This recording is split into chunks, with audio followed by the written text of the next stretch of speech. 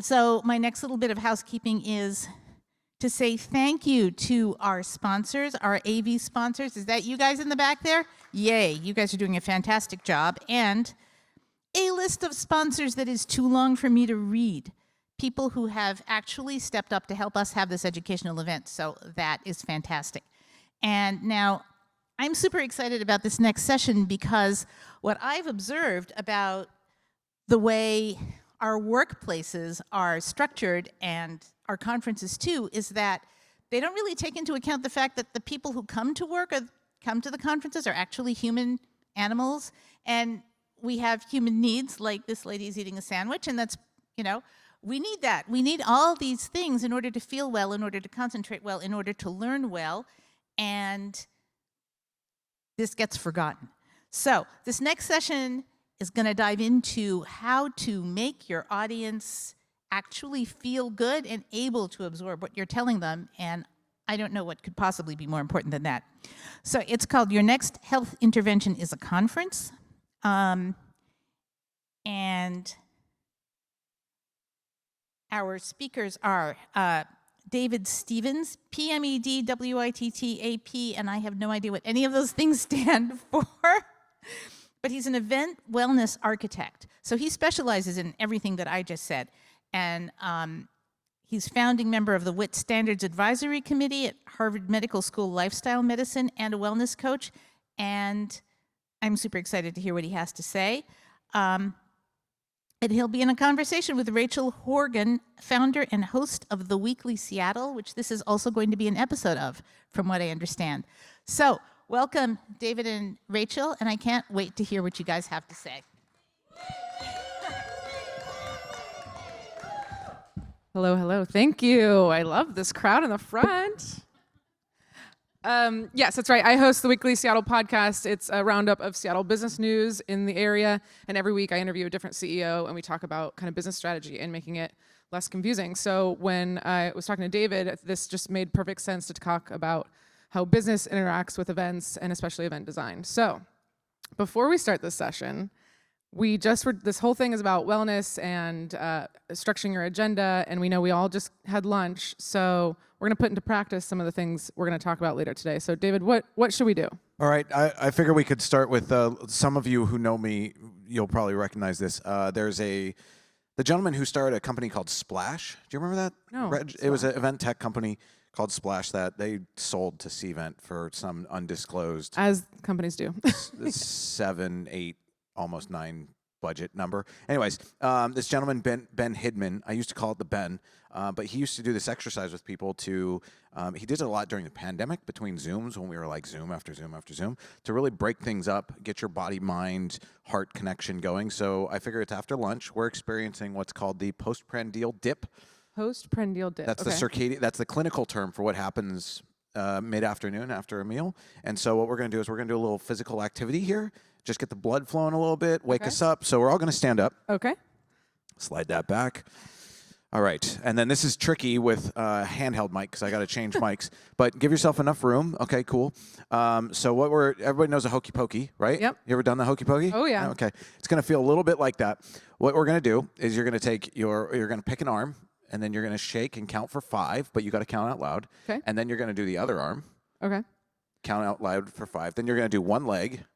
Count to 5, then you're going to do the other leg, count to 5. Then we're going to go through it again from 4, then again from 3, then again from 2, then again from 1. And we'll see what happens. I'm ready. So everybody pick your arm that you're going to start with, and we'll shake, count out loud with me. 5, 4, 3. We got to start over. Everybody. 5, 4, 3, 2, 1. Other arm. 5, 4, 3, 2, 1. Leg. 5, 4, 3, 2, 1. Other leg. 5, 4, 3, 2, 1. It's harder in heels. Arm. 4, 3, 2, 1. 4, 3, 2, 1. 4, 3, 2, 1. 4, 3, 2, 1. I gotta hear you. Arm. 3, 2, 1. 3, 2, 1. 3, 2, 1. 3, 2, 1. 2, 1. 2, 1. 2, 1. 2, 1. 1, 1, 1, 1. Okay, and you're done. Woo! That last one feels like we're in a dance together. Yeah. Just a little something to, shake things up. Yeah. For those that went to Cascadia one year, we did in the middle of the day a 0.2 walk. It was play on a 26.2 walk, but it was 0.2 walk. And we Love all got that. stickers at the end that we did it. But yes, movement's important. So we are going to talk a little bit more about kind of the science of all of that. But thank you for getting us ready. So wellness can sometimes feel like this woo-woo, at an incentive trip, you get this yoga class, whatever. But help us understand, how do you convince a planner or a client that there's real business strategy behind some of the stuff you're talking about? Well, first I want to address the term woo-woo because Okay, please. I had someone on my podcast a couple years ago, and it was before we actually started the podcast, like getting ready to start filming, and I said woo-woo, and I could just feel her clench up, and I was like, oh, we got to talk about that. Yeah. And so then we dug into it, and she said, well, essentially what you're doing is you're discrediting what someone has taken the time and effort to learn as a practice. Mm-hmm. And it might be an ancient thing that their people have been doing for not even decades, but centuries. Right. And you just don't understand it, so you lump it into something and you call it woo-woo. Mm-hmm. And I was like, oh, I didn't know I was a wellnessist. Wellness, yeah. And so it was a great perspective, because just because you don't understand it doesn't mean you should discredit it, right? Mm-hmm. So there's that. But also on the flip side, the whole point of all of this, and the only way an executive is going to care about using wellness as a strategy at your events, is if you can tell them how it's going to impact the bottom line. Right. Like if you can't tell me why, let's call it bunny yoga, is going to impact the bottom line, then why am I going to spend $1,500, $2,500 on it? That does, like, let's put it into, providing higher end liquor at the bar. It's so true. I think if you just say, it'll be good for people, it'll help them not be stressed. When you're pitching to leadership, C-suite, they want dollars. Yes. Yeah. So what's some kind of do you have data that supports this argument that you can share? Why, thank you for asking. There's actually an Oxford study that they tracked stock prices of companies where well-being was higher versus the standard indexes. So they reached out to all these companies. They did an entire survey on, it was a well-being 100 index, essentially. And it was companies that scored in the top 100 of all the companies surveyed, where the companies felt the wellest.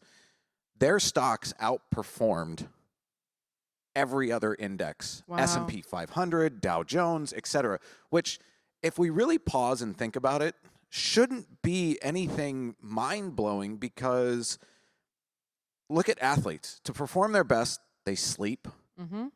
they eat good food, they practice, they believe in their team. You can use that parallel when you think about work, and events is a team sport. But if you look at that parallel, there's no reason that people within corporations shouldn't be doing the same thing. So the concept of, oh my God, when people are well slept, well fed, well connected, they perform better? What? How groundbreaking. It's not, but we've gotten so caught up in hustle culture that we think just piling content on session on top of session on top of, that's what value is, when it's not. Mm-hmm. It's true, and especially when we think about sales training conferences and are these people actually learning and all of that. So your framework is built around these 4 M's: mindful, movement, meaning, and meals. Can you briefly kind of walk us through what that means for you? Sure. So mindfulness, from a planner perspective, I like to reframe it, because people usually think meditation or that kind of thing. Mm-hmm. I think about it as participant expectations. Okay. What are we asking of the people attending our conference to do while they're there? Are we depriving them of sleep? Are we feeding them terrible food? Are we running them into the ground? Or are we supporting their well-being? So that's mindfulness. With that, movement. Do they get the opportunity to move their bodies in the way that they like to? Wellness means different things to different people. And if you only offer yoga at one time during the day, you're really alienating a whole nother group of people, because you only offered one thing. There might be people who want to do rage yoga. There might be people who want to do Pilates, whatever. I'm not saying you have to have a wellness festival at it, but offer some options and survey your crowd so that you know how people like to move. The other thing is, in your general session room, you should always have high boys at the back of the room. I've noticed this. People like to stand. Some people, because they're back. Yes. Different reasons. Who cares? But if you put the tables at the back of the room, they at least know they're seen and they feel like they belong. Yeah, I've seen some clients do the silent disco headphones. Oh, So okay. then people can sit for the session, or they can stand in the back for the session. Same idea. But Yeah. yes, yeah. So mindfulness, movement, meals. Meals is really straightforward, but I did have a conversation with a dietitian on the direct causation, not correlation, but causation Yeah. of how you feed people and their ability to pay attention. Say more. So think about the traditional continental breakfast, Yep. Fruit, cup yogurt. otherwise known as carbicide, I like to call it. You're offering hardly any fiber, most likely, all sugars. So that's why by 10:30 you have to give people more caffeine and more sugar to get them back stabilized because they're crashing from the high sugary breakfast. Fiber is the secret weapon. Fiber. Okay. Fiber regulates blood sugar. You can like if you have a dessert that's got a good amount of fiber in it, it actually helps regulate your blood sugar so it's more even. That's why they say you should eat your fruit and drink your vegetables if you're a juicer because you don't want to lose the fiber. Then it regulates that blood sugar so it maintains your attention. And protein, obviously. Well, we all know everything has protein now. Yeah. But it's also important with the increase of GLP-1s, there's a lot more people looking for more protein because it's literally been prescribed from their doctors. Yeah. So it's not even just the gym rats like myself and others that have been always looking for protein. People are being told by their doctors they need more. And the last thing is meaning, and that's really connecting people to something bigger than themselves. And that can be a CSR or corporate social responsibility volunteering thing, or it can even be OKR building. So we did at a sales kickoff, we used building OKRs with your team. Wait, OKRs, what is that? Objective and key result. I see. Sorry, that's Okay. full-on corporate Very lingo. corporate speaking. My okay. bad. But it's objectives and key results. It's basically your team goals. Okay. And you usually set them at the beginning of the year. The company has a big giant one, and then each department has their own, and then each team within each department has their own, and team members come up. So, but if you build those together, you're actually seeing how the company works and supports each other, and all of a sudden, you're not working in a silo. You understand how your contributions contribute to the overall company strategy. It's like back in the day, there's this analogy of JFK walking through NASA prior to going to the moon, if you believe in the moon. And JFK asked he saw a janitor, and he said, "What's your job here?" And he said, "Getting a man on the moon." Oh, yeah. Yes. Yeah, we all know that story. So it doesn't have to necessarily be a volunteer thing, even though that's great and warm and fuzzy, and I love it. But just giving people something to connect with really leaves them with a sense of intention and that their time was well spent at that event. Yeah, very well said.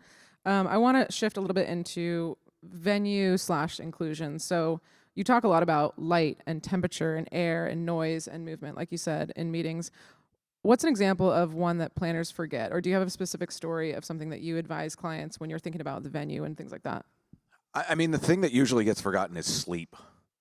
I agree, because I think what gets talked about a lot is temperature, because they're like, women are cold, and we're like, yes, we are. I read somewhere that the standard temperature setting was figured out in like the 1800s or something like that, and it was decided upon by men while they were wearing wool suits. I've heard that too. Yeah. So yeah, but then you got to go into the flip side of it of like perimenopausal and menopausal women, which Sure. is a completely different That's true. They're hot. Yeah. group of people as well. So it's like, okay, where do we do? So yeah, temperature is important. Also, you got to think about that because after lunch, if your room is cold, you're cold already after lunch because all the blood goes to your stomach to digest your food. Okay. So you're inherently going to be colder after a meal. You might warm up afterwards, processing everything, but the blood gets down there, and so your hands will be a little cold afterwards. But yeah, we got to think about the temperature in the room, but we also got to think about sleep. Yeah. So tell me more about that, because we were talking about agendas, and there's always these TikToks where it's like, oh, the 7 minutes I have to get ready before I go back down to team dinner. Yeah, talk to me about sleep and how we should think about it as planners. Okay, so I interviewed a sleep doctor. Okay. And she said one real core thing that stuck with me. And it's in Inside Out 2. Yeah, and it's great real. movie. When you sleep is when you convert short-term memory into long-term memory. Okay. And it frees up space for more short-term memory. So if your objective for an event is for people to learn, and you're depriving them of the ability to get a full night's sleep, you are literally undermining your own objective because you're not giving their brain the physiological time to process what they learned. Another fun fact, your brain washes itself at night. What? Your brain like shrinks a little bit and all the fluids Whoa. like move around. I was like, wait, really? And she's like, yeah, it's real. Oh my goodness. Yeah, that's Well, since you kind of brought it up, I want to shift over actually and talk about the agenda because we're talking about sleep, and we all know that programs can be very over-programmed, and they're like, oh, we have a 15-minute break. Let's add this thing into this 15-minute break. So when you are advising clients and working with clients in terms of agenda structure, what do you recommend? Is the hour session gone by the wayside? Well, I always start with agenda because you could offer the greatest wellness things ever, but if people have no time to go do them, then what's the point? You're just throwing money away. Yeah.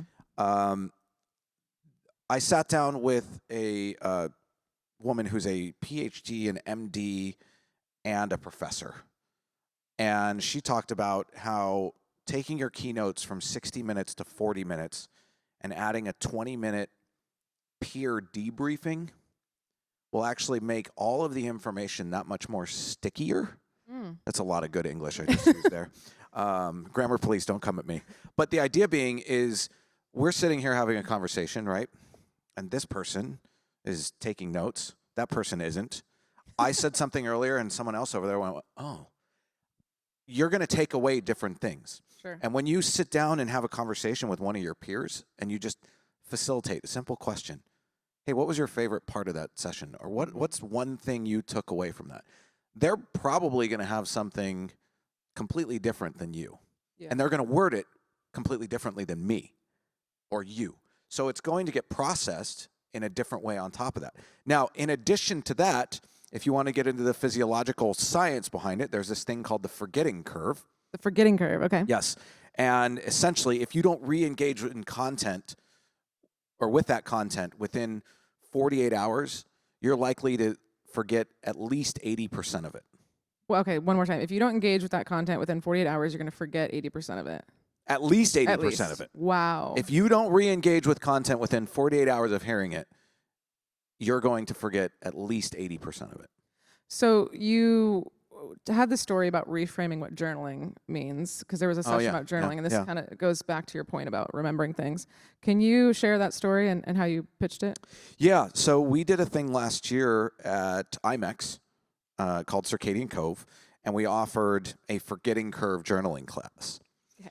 And what it was a guided journaling class where we had prompts. But it was on the last day. It was at approximately, I think, 2 or 3 o'clock in the afternoon. And we had people come in and we just had them go through a few prompts.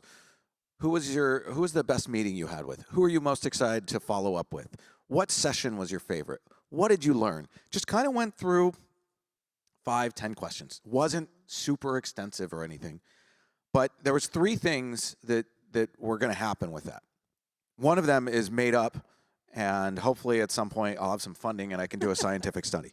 But the first thing is you're going to have everything buttoned up. You're going to know what you're doing. You're going to go home with a plan, and that's going to inherently increase your perceived value of the event because you're documenting. So when someone asks you, oh, how was the conference? Oh, it was great. That's normally the response, right? Right. You're going to say, oh, it was great. I met this person. We talked about this. Yeah. I went to this session. I learned about blah. You already have your debrief for when you end the office. Is going to be like, oh, wow, that was really worth our time. Yeah. The second thing is you're going to get home from that conference, and when you walk in the door, and you've been gone for 3, maybe 4 days, everyone's all up in your business. And if you don't have a family, that's okay. Your pets are probably all up in your business. And you can be present because you're not trying to remember all the things you need to do because you kind of took care of it. Yeah. Now, here's the one I made up that I'm really excited about. I think you're going to sleep better. Because of journaling? Yes, because journaling before bed has clinically proven to improve sleep because you close all your loops. Open loops drive your brain crazy when you sit there at night and you can't fall asleep. It's all the things you're thinking about or need to do or whatever. That's because you have open loops. You're coming home from that conference with all those open loops closed. Yeah.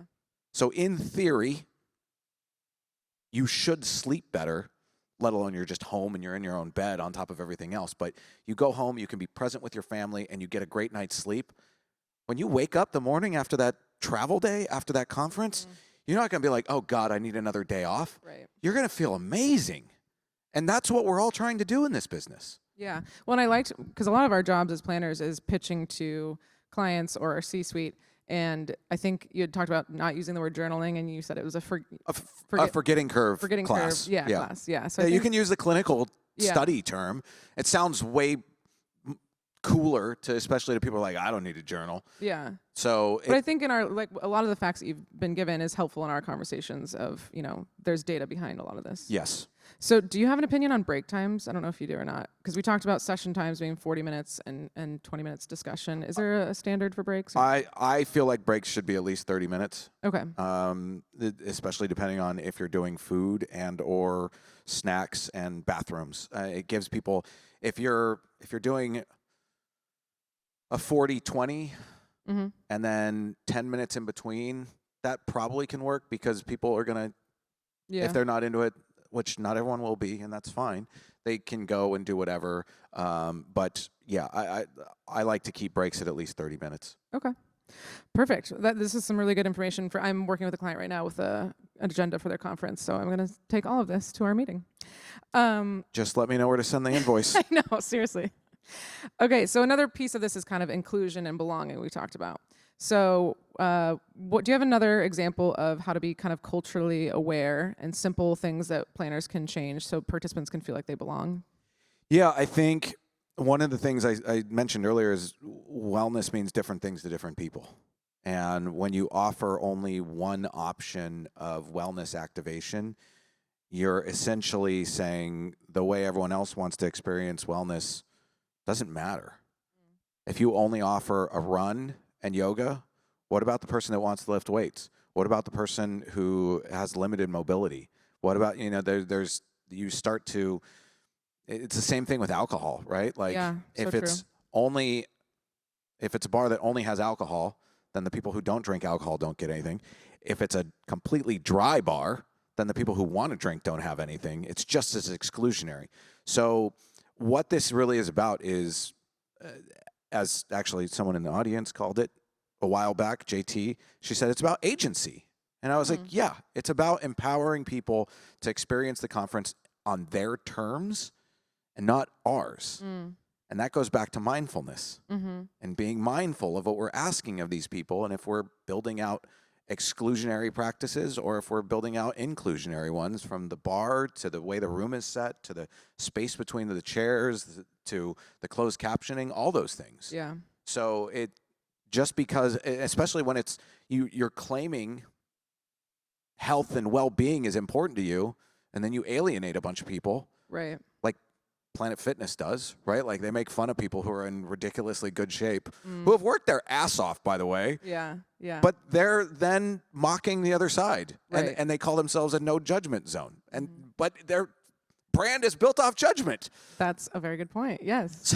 So yeah, it's really about being inclusionary and and not trying to make people's decisions for them. So what does that look like in practice? Is that a question on the registration form? Is that, hey, here are your 3 activity options this morning? So my favorite thing to do is ask what wellness means to you on the registration form.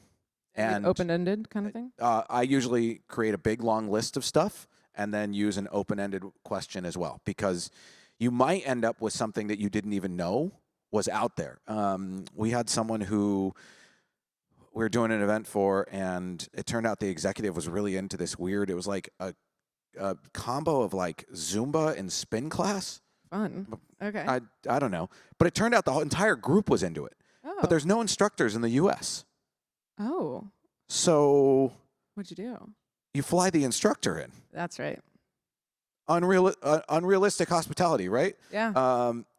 It's an opportunity to surprise and delight those people who may have thought, I'll never get to do this. I've only ever seen it on social media. And then all of a sudden they get to do something they never thought they'd get to do. Yeah. That changes the way that person experiences the rest of the conference. Yeah, absolutely. What about in terms of inclusion? I've had a client, and this is becoming more popular, to have a reflection room or a quiet room. People call it different things for people that are possibly neurodivergent, or maybe they just need a quiet moment. Do you think those are working, or are we just checking a box? I think it can be both. Okay. It's an important box, and I know sometimes I've gone to those like dinners where you're in a PDR and it's just so loud, and I was like, I just need to get the hell out of here. Yeah. I think as long as they're done with integrity, that's what's really important. I've seen them done at industry events where people are in there like taking calls. Yes. And one time there was someone changing, and I was like, that's not what this is for. But if there is a space to take a call, let me tell you, attendees will find it. Which is fine, but if Yeah. you're going to build a space like that, Yeah. protect it for those people.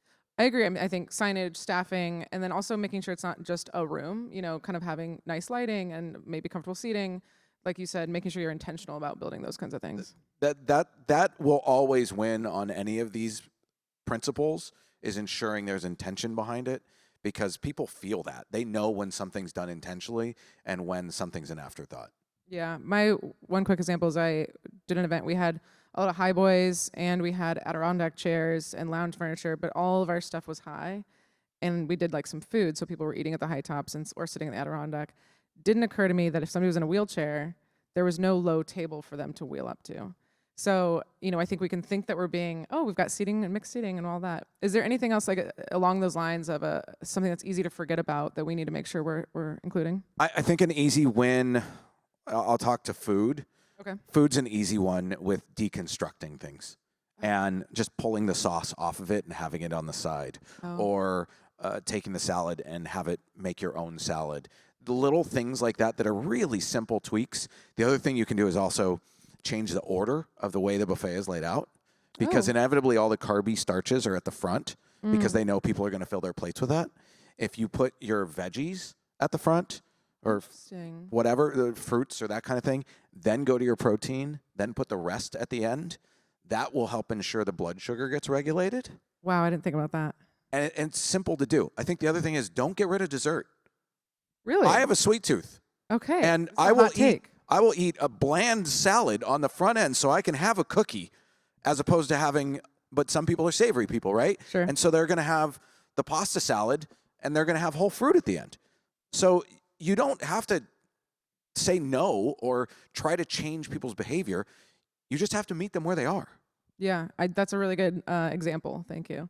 I'm going to kind of close us out a little bit with some questions about, on our prep call, we talked about the difference between being an order taker planner and a planner that guides decisions. And I've been in both places where it's like the client gives you the agenda, there's no breaks in it, it's over-programmed, and you're like, well, this is what I have to do because they told me, versus, hey, let's talk through your agenda. I have some things to say. So what advice do you have for people in this room, whether they're a hotelier or planner, to kind of shift from order taker? Because even a hotelier can guide that agenda decision too.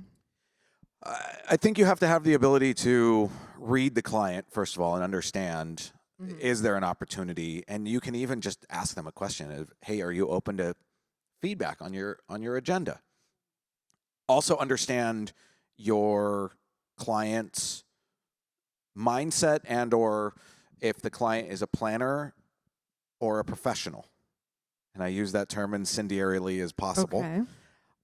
I've said before, the difference between an event planner and event professional is an event professional will push back against anyone and everyone who's challenging, and they're going to push back on anyone who is potentially compromising the objective of the event. Mm-hmm. So that last minute change that they want to add a session or something of that nature, or they want to change the room configuration or whatever it is, if that is potentially going to undermine what the outcome is supposed to be, and if you're the person responsible for that outcome and you're not comfortable pushing back, you're not an event professional.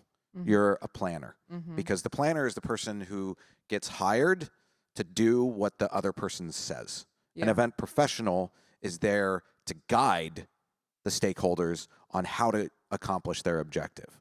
Yes, absolutely. And it's such a fine line to walk, because we're in hospitality. We want to say yes. Yes, we'll figure out how to do it. Well, if you're always saying yes, then there's something bigger you might need to think about, and is that, am I a people pleaser? Whoa. And This- and if you're a people pleaser, you probably need to targeted. then maybe talk to a different kind of professional about some unresolved trauma. Yeah. Because if you're always seeking external validation, then there's something bigger going on that Yeah. needs to be addressed. But I am not nearly qualified to have that conversation. But there is a lot of science and a lot of studies behind untreated trauma and people pleasers. There's a lot of direct connection. And like I said, that's a different conversation. But really understanding if you have a client who's looking to do what's best for their attendee or participant, as I like to call them. My friend Phil came up with that term. He's like, we never call them attendees. We only call them participants. Because they're part of the event. We don't want them to just show up. We want them to be a part of Yeah. it. But it's a judgment call, and you can always ask the question: are you open to feedback? And then you have that conversation with them, and you have to be kind about it and say, hey, I think there might be some opportunities here for us to give some breathing room between these sessions, or give people a little more time. You said to me that connection was really important for you at this event. So if the break's only 10 minutes long, how deep of a conversation do you think people can have? Mm-hmm. And then let them sit with that. You have to shut up Yeah, so that they come to terms with, yeah. you're right. Then you're in. Yeah, And then they start seeing you as a partner and not as an order taker. absolutely. I know. I always end with but it's totally your call. It's totally your call. But this is what I think. Okay, so those initials in the beginning that they introduced you, one of them was a WITT. Can you share what those accreditations are? Yes, the PMED is for Pandemic Meeting Event Design. Okay. I don't think too many people are getting that anymore. I got it in 2020 very intentionally because we were bringing people back together in 2021. Right. And I wanted the people at my company, this was when I was a corporate planner, I wanted them to know that I was looking out for them so that they would feel safe coming to our events. And that's, I think, one of the things that's really triggered all of this is, to me, that told people externally that they were important to me and their health and well-being was important to me. The second one, WITT-AP, that's a wellness and travel and tourism accredited professional. Okay. It's new. I was gonna say, how new is that? A couple years? No, like a few months. Oh wow. Okay. It came out this year. Okay. So there's a group called Wellness and Travel and Tourism, and they certify hotels as wellness properties. It can be an independent, it can be a Marriott, it can be a Hilton, it can be a Hyatt, it can be whatever, because the hotel has to go apply for it. They get secret shopped and audited. I'm also a certified auditor. Oh, that sounds fun.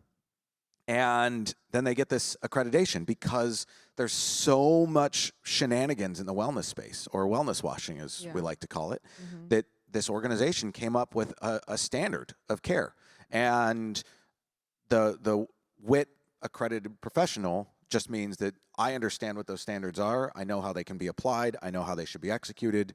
And it's mostly it's the first step, and it's really designed for I don't want to say the transient traveler, because it could be also a business traveler, but it's not necessarily for groups, but it's a great starting point to understand what it takes to actually deliver wellness in a meaningful way.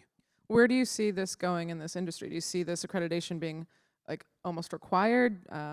Where do you see wellness in groups? Well, the way wellness is going, the wellness tourism market, there is a wellness tourism market. It's valued at almost $900 billion. I think it's 893 to be exact. Wow. So close enough. It's ramping up.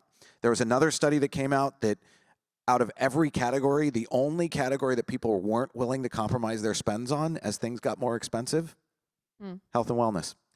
Wow. So there are companies like WITT, like this other website called hotelgyms.com, where people are prioritizing what they want when they travel. Hotelgyms.com is like a gym rat first Expedia. So Okay, like you go on there, yeah. you search based on gym tier, Yeah. hotel gym tier, and then you book your hotel based on how good the gym is. That's pretty smart. And then WITT, they have a number of hotels that are all certified on their website. So if you want wellness while you're traveling, you go to that website to figure out what hotel you want to stay at. So those two haven't crossed worlds yet, but they're fairly close. I would say the gym rat, the hotelgyms.com is a next level of hotel gym. But I think there's plenty that will be crossing there. But that's what's happening in the space is people are realizing that taking care of themselves is not something they're willing to compromise on. Yeah, definitely. Well, I think I'm going to shift it over to the audience if we have any questions before our final performance. So does anybody in the audience have a question for David about wellness or agenda planning or pushing back on clients? Somebody's got to have something. Oh, we got a question here in the front. Oh, she's coming with the mic. Oh, here comes the mic. And while she's doing that, just remember to check out our podcast. Quick commercial. Mine is The Weekly Seattle, and yours is? Return on wellness. Okay. Like return on investment. Find it anywhere you listen to podcasts. Here's our question. Yeah, so how do you measure whether putting on a conference makes people healthier? How do you measure how do you measure putting on a conference made people healthier or not? Okay, well, so the where this title came from for me is the aforementioned PhD, MD professor. She's the executive director for a group called the World Federation of Public Health Associations. Okay. So you know what WHO is, World Health Organization. It's basically them on steroids. Like WHO belongs to this group, as does every other municipality of public health, in addition to academia that studies public health. Like that's who this group is. She said, your social health is the single largest determinant of your physical health. Your social health is the single largest determinant of your physical health. Okay. Yes. In addition to that, there's another woman named Julianne Holt-Lundstad. She wrote the Surgeon General's paper on the warning about loneliness becoming an epidemic. People experiencing loneliness or isolation have an increase in all-cause mortality, the equivalent of 15 cigarettes a day. Oh, boy. Okay. So you can see where this is going. So by bringing people together, but depriving them of breaks, you are impacting people's health. If you're bringing people together and promoting that social health, you're promoting health. On top of that, a lot of people have these devices. The smart devices. You get a report card every morning if an event is helping you or harming you. Yeah. When you wake up and you see your sleep score and it's like a 7, you're like, oh, crap, that's awful. You start reevaluating if you should be at that conference. Right. So while we're doing these health challenges, I will boldly say that some conferences are going to start connecting to these devices and start seeing how they're impacting people's sleep scores, people's steps, people's overall recovery, people's overall activity. And if people are going up and to the right versus down and to the left, you know that you're actually helping people with people's health. I think that's going to be like 2.0 of the STEP challenge is linking into these devices and the APIs so that you can really measure it. It's not quite here yet, but social health is the first one. You can ask people, did you leave this conference feeling more connected, less connected, et cetera? That's a very easy one. And if you have a good chunk of people who are saying they left the conference more connected, by default, dare I say, you have improved people's health. And that's a good reminder to put that in your follow-up survey, to include some health and wellness questions in the follow-up survey. Yeah. I think we're going to, do you want to? Do we have one more or do we get to go to the wrap time?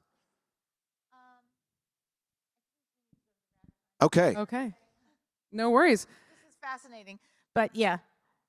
No worries. Well, make sure to check out all of David's podcasts and articles if you want to dive deeper into some of this stuff that we've just touched the surface with. So coming up on stage, we've got Dizzy Sense with Event Wrap. You can hire them for your next event. And she's going to give us a recap, I believe, of this. While she's coming up here, I'm going to give a plug to the importance of music.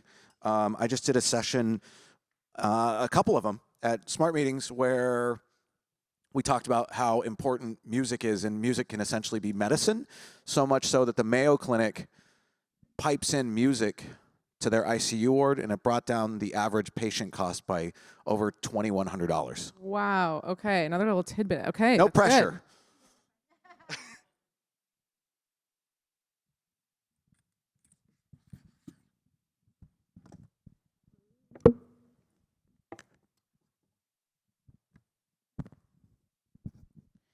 Hey, sorry. Had to set this up really quickly.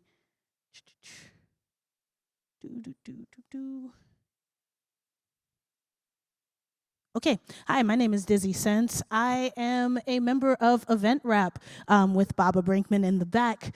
We summarize your rap meetings and a whole bunch of other rap stuff that is really cool. So I hope you guys enjoy this one. And let me just make sure this music is playing. All right, nice. You guys can hear that? All right. Okay. What's the key to being well? Is it doing some yoga? Is it Planet Fitness or giving up soda? What's the key to being well? What's the key to being well? Well, here are the keys. I said, here are the keys. I mean, maybe there's a space that we all feel great and we all feel free. Wellness is an uphill battle. It's not as easy as substituting your steak for an apple. So thanks David Stevens for his work, we have to, along with Rachel Horgan from Weekly Seattle. David kicked us off with a shakeout of each of our limbs so our bodies won't break down. The whole room stood on their feet as a unit. It was like an earthquake, he had the whole room moving. It's important to be well in soul and body and also your mind, which is how wellness always affects any company's bottom line. And we're all in this together. When people are well fed and well connected, companies do better, etc., because we're all in this all together. Do they get to move their bodies in the ways that they like to? Do you prefer rage yoga or does Pilates inspire you? Continental breakfast usually is a high sugary breakfast, so you have to have coffee ingested because you're depleted by the time it gets to lunch. Like when you have mimosas for brunch. Same way. Either while, we try to do this and make sure it gets you a smile. With the introductions of GLP-1s to society, more people need proteins in their diet.